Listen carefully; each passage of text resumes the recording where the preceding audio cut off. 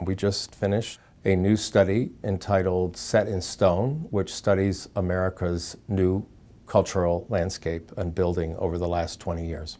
This is the first time in many decades that anybody has done a systematic, scientific study of building in the United States in the cultural sector.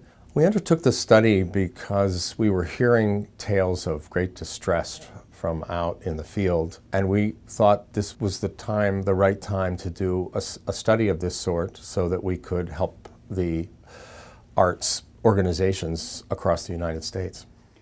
One of the major things that we found was that there was an overinvestment in building arts facilities between the years 1994 and 2008 specifically. It was just an issue of supply and demand. There was already a good supply of arts facilities in a lot of the communities that we studied. A lot of organizations didn't consider themselves competitors in respect to other organizations in the area. A lot of organizations considered themselves very unique, and that was a reason for why we saw organizations build where their communities didn't necessarily need a new facility. It was financially difficult for a lot of organizations to sustain the facilities that they built. There are certain things that you should think about before you embark on a project. One is really, what is the motivation for the project?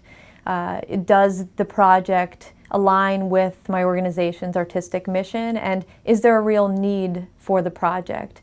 And there's a difference between a need and a want. Another thing to think about when you build a project is, do I have the leadership in place to take the project from the beginning to the end? Am I responding to the needs of the community? And I think finally, organizations can really think about, how can I be flexible in controlling my expenses, and how can I be flexible and nimble in generating income for the organization?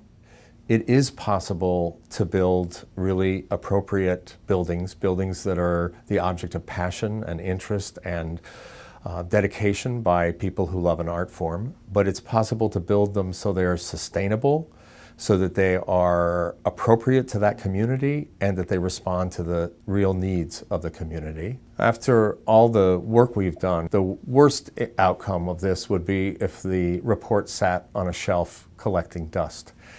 Our hope from the very beginning is that this would be used by people going forward on every single project done in the United States.